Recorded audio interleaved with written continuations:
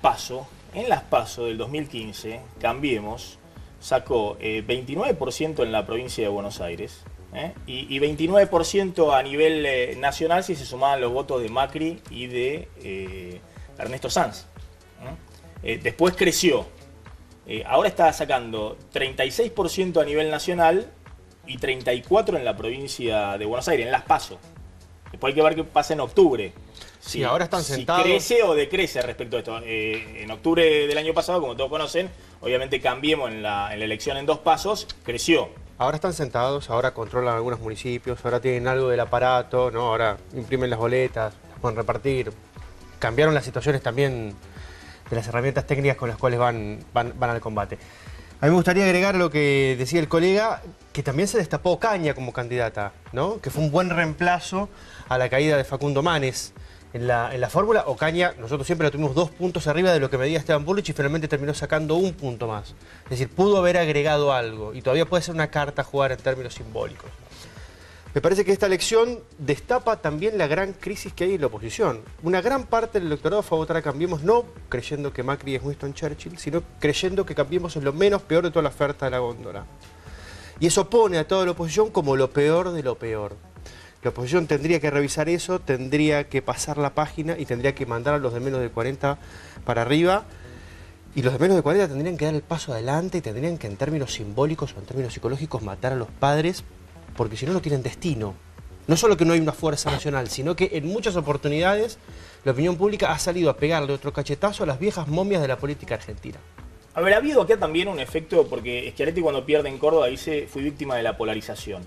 La interpretación de Massa, retrocediendo respecto a la elección en el 2015, también hace esa interpretación, que Cristina es tan fuerte como contraste con Cambiemos, que Macri ha utilizado eso muy astutamente y revalida su gestión en base a lo que puede significar el rechazo de Cristina enfrente, ¿no? Claro, pero también hay otro elemento interesante, y vos lo decías al principio, que no solo esto es la ola nacional, el fenómeno de haber polarizado con Cristina, y lo que vos destacabas que le pasó al peronismo. El peronismo, en líneas generales, salvo, te diría que Urtubey, hasta por ahí nomás, en octubre la va a tener complicada, porque Martín Grande, el candidato que gana en Cambiemos, periodista, fue el más votado.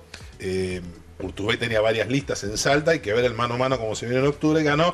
Digo, me parece que ganó mucho mejor Mansur, obviamente Gildo Infran, que tampoco tienen mucha referencia a nivel nacional, pero vos fíjate... Zamora, bueno. Claro, pero vos fíjate el otro fenómeno que yo creo que hay que destacarlo, que hasta no se le ha dado mucha relevancia. Ahora estamos hablando de un gobierno que viene de 1 año y medio de una caída del PBI muy grande, de 40% un ajuste económico, de la 20 inflación y demás. Bueno, en relación a eso, vos fíjate qué interesante. Cuando Cristina cierra, se crea Unidad Ciudadana y acuerda con los varones del conurbano, que muchos de ellos estaban en el Grupo Esmeralda, intentando la renovación, un poco lo que planteabas vos desde el punto de vista, bueno, de los jóvenes, que hicieron todos, arreglaron con Cristina, se decían que era un acuerdo de conveniencia. Si vos mirás cómo le fue en las listas de concejales a los grandes varones del conurbano, todos, incluso Magario yendo como testimonial, algunos que jugaron como directamente encabezando como Dulce Granados, todos sacaron menos votos que Cristina. Sí, el tema es en que... elecciones locales. Entonces, es previsible ver que en las generales va a pasar lo que el 13 y lo que el 9. Los intendentes que van colgados de Cristina la van a traicionar y van a cortar, van a repartir la boleta cortada en los centros urbanos. Pero ya lo hicieron. De cada uno de sus lugares. Pues sí, fíjate, pero lo van a hacer más acusadamente. Bien, van a defender su consejo deliberante.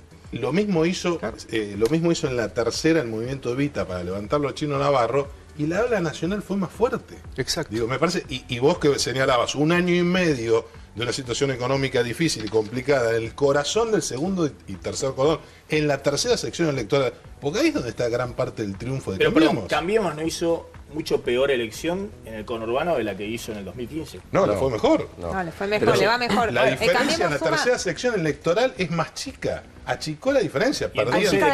Cambiemos suma 4 puntos. El tema es que me parece que hay un dato que no estamos teniendo en cuenta, que está el peronismo dividido. Esa es la estrategia de toda la vida de los gobiernos. Lo hizo Kirchner, lo hicieron todos. Si vos tenés el peronismo dividido, Y el gobierno, y lo dijimos 1000 veces en este programa, le prendía una vela a Florencio Randazzo para que fuera por afuera, y todos lo sabemos.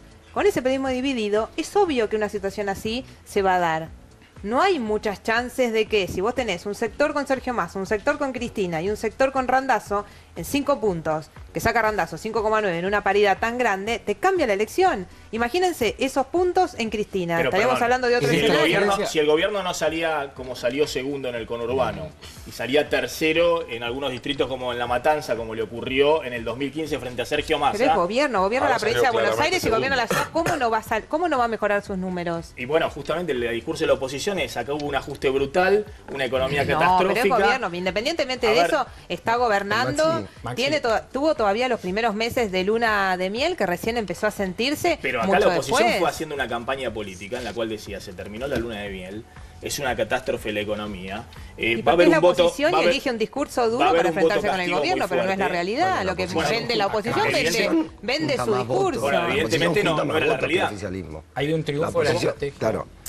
Es cierto que gobierno que está en recesión le cuesta mucho ganar elección. Eso es una regla y es así. Pero también es cierto que el gobierno gana una elección con el 36%, no construyendo una mayoría del 45-50% como la que tuvo Alfonsín, Menem o Kirchner en su momento. Es una mayoría que lo obliga a funcionar con un parlamentarismo de coalición casi permanente. Pero es un número de legislativas. Es un número de legislativas. Y si vos comparás al kirchnerismo 2005... Pero no es muy distinto del que sacó en las presidenciales. Pero digo, en 2005 al kirchnerismo le fue más o menos como ahora cambiamos. Es mucho más meritorio al ser una administración no peronista.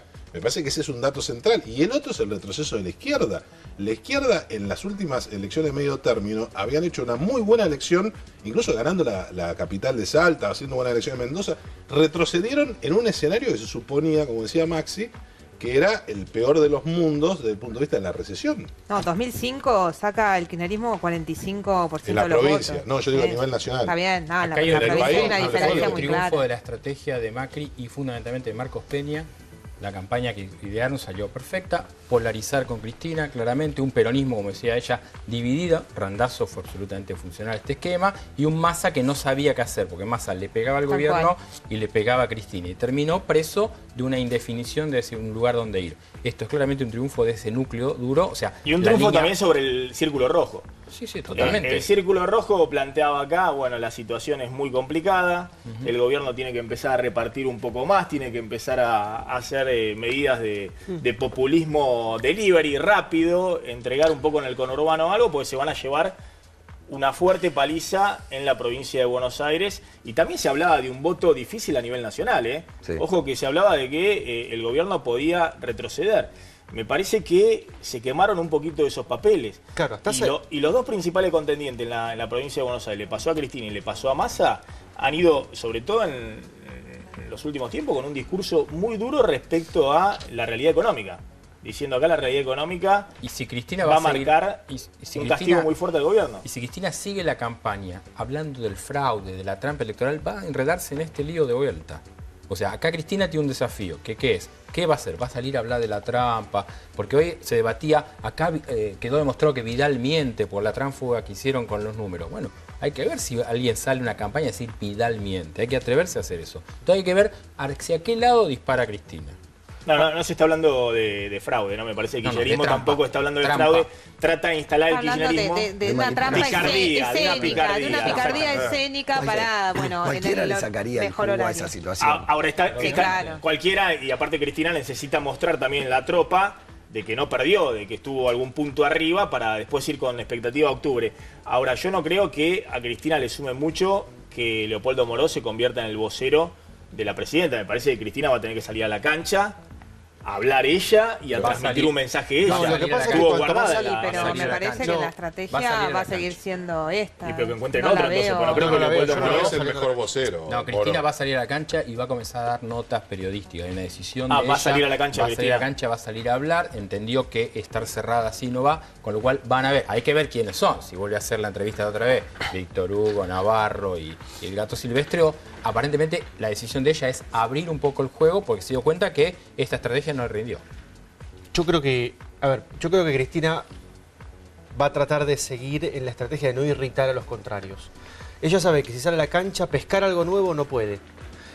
Entre la Cristina de estilo setentista y de dientes apretados y la Cristina que cambia y hace el acto de la señora buena en el escenario redondo, ella creció 0,8.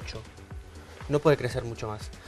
Todo lo que puede hacer Cristina es no irritar a todos los demás de modo tal que se congreguen en una sola opción para tratar de matarla, es decir, tenerlos dispersos.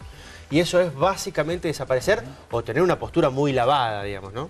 Mira lo que pasó con las encuestas, vamos a repasar un poquito lo que pasó con las encuestas, porque la verdad que hubo encuestas que le pifiaron por completo, ¿no? Cuando hablaban de esta diferencia muy grande a favor de Cristina. Bueno, Management and Fit en algún momento le dio 7 puntos a favor a Cristina. A ver, ahí lo podemos ver. Ponelo porque no me lo acuerdo de memoria. Las que le pifiaron, obviamente. A ver, aquí está. Management and Fit.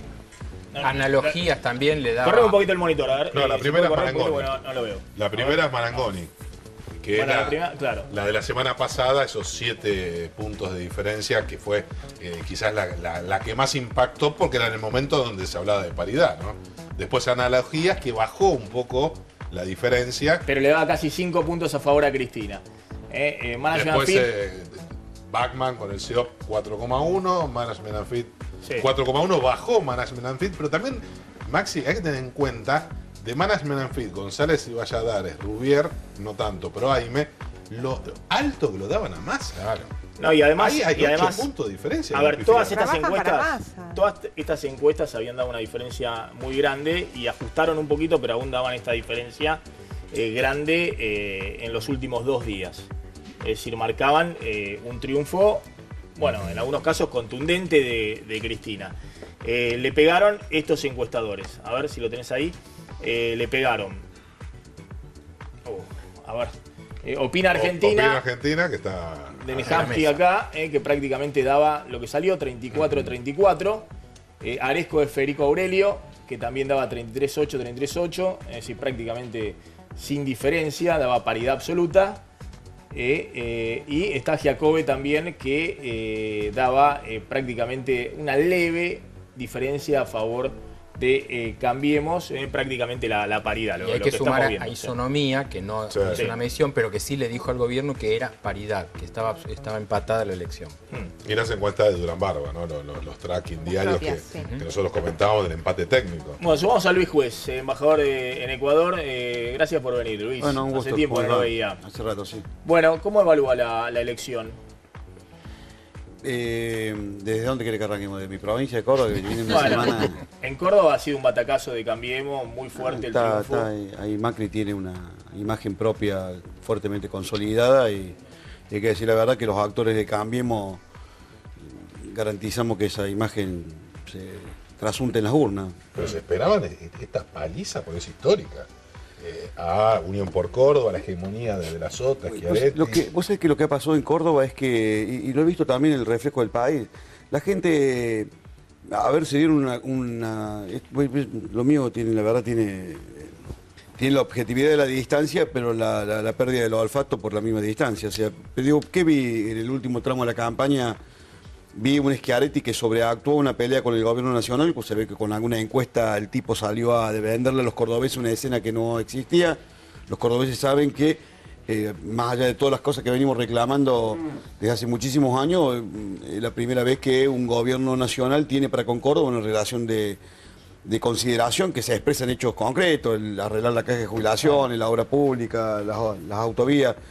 Entonces, cuando Schiaretti genera una situación de maltrato, que dice que el gobierno nacional lo maltrata, todo el mundo sabe que Schiaretti tiene una gran relación con Macri y eso le jugó en contra. Un segundo factor que me parece que fue el voto útil.